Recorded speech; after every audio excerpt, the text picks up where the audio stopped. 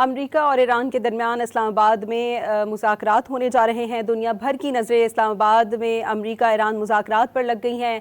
गैर मुल्की मीडिया के नुमाइंदों की भी बड़ी तादाद इस्लामाबाद पहुंचने लगी है। अमेरिका और ईरान के दरमियान इस्लामाबाद में मुज़ाकरात की तैयारियां की जा रही हैं। अमेरिका और ईरान के दरमियान इस्लामाबाद में होने वाले मुज़ाकरात से मुतालिक क्या तफसीलात हैं, बताएंगे डॉन न्यूज़ के ब्यूरो चीफ इस्लामाबाद इफ्तिखार शराजी। जी इफ्तिखार शराजी। जी बिल्कुल, मशरक़ वस्ता में ईरान, अमेरिका, इजराइल जंगबंदी के बाद अब इस्लामाबाद में मुज़ाकरात के लिए इंतज़ाम मुकम्मल कर लिए गए हैं और बताया यह गया है कि ईरान का डेलीगेशन जिसकी सरबराही स्पीकर ईरान के कर रहे हैं मोहम्मद बाकिर कालिबॉफ और साथ में अब्बास इराक़ची होंगे, वो पहुँचेंगे आज रात। और साथ में अमेरिका का भी डेलीगेशन जिसमें बताया जा रहा है कि उनके नायब सदर JD वैंस, उनके साथ मशरक़ वस्ता के लिए सदर ट्रंप के खुसूसी नुमाइंदे स्टीव विटकॉफ और उनके मुशीर जैरेड कुशनर, ये 3 रुकनी वफद पहुँचेगा वाशिंगटन से इस्लामाबाद।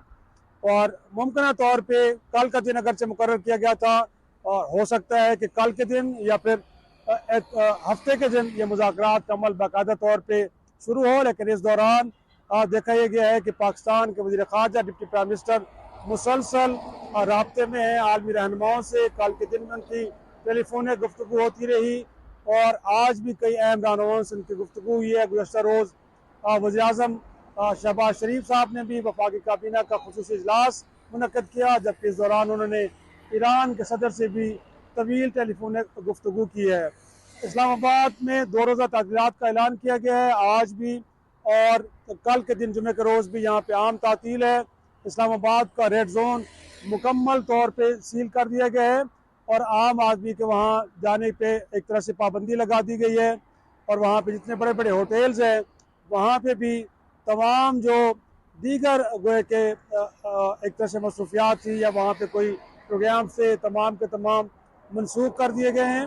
अब देखना यह है कि ये मुज़ाकरात का जो अमल है वो क्या वज़ारत ख़ारजा में शुरू होता है या पंजाब हाउस के बारे में बताया जा रहा है, और फिर ये भी हो सकता है कि वहाँ पे मौजूद एक 5 स्टार होटल के अंदर इसका इनेकाद किया जाए।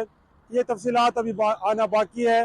दफ्तर ख़ारजा के साथ मुसलसल हम राब्ते में हैं और वहाँ से तफसीलात हासिल कोशिश कर रहे हैं कि ये मुज़ाकरात गोया कि कितने रोज़ के होंगे, कब इसका आगाज़ होगा, लेकिन अभी तक मुकम्मल तौर पर दफ्तर ख़ारजा के पास भी शेड्यूल नहीं आया कि जिससे मीडिया को आगाह करे। लेकिन फ़िलहाल जो तेहरान से और वाशिंगटन से स्टेटमेंट्स आ रही हैं उससे लग रहा है कि आज रात वफूद की आमद का सिलसिला शुरू होगा। ये कल सुबह तक जारी रहेगा और मुमकिन तौर पे 10 अप्रैल या फिर 11 अप्रैल को दोनों मुल्कों के दरमियान, ईरान और अमेरिका के दरमियान मुज़ाकरात का अमल शुरू होगा। अब ये नहीं बताया गया कि इसकी टाइम लाइन क्या होगी। ये मुज़ाकरात जो एक एतवार तक चलेंगे या उससे आगे भी जाएंगे। अब इस हवाले से दफ्तर ख़ारजा से कोई तफसीलात सामने नहीं है और ना ही ये बताया गया है कि जो दोनों तरफ से वफूद है उनमें कौन कौन से अहम रहनुमा शामिल हैं। लेकिन जो मैंने बताया आपको कि जो स्टेटमेंट्स आ रही है तेहरान से और वाशिंगटन से, उसकी बुनियाद पर बता रहे हैं कि इन वफूद के अंदर कौन से अहम शख्सियात शरीक हैं और मुमकिन तौर पर ये मुज़ाकरात एतवार तक जारी रहेंगे। और फिर जैसे पाकिस्तान ने कहा कि अगर फरीकैन चाहेंगे तो इन मुज़ाकरात के दौरानिए को बढ़ाया भी जा सकता है। जी बहुत शुक्रिया। ब्यूरो चीफ इस्लामाबाद शराजी हमारे साथ मौजूद थे।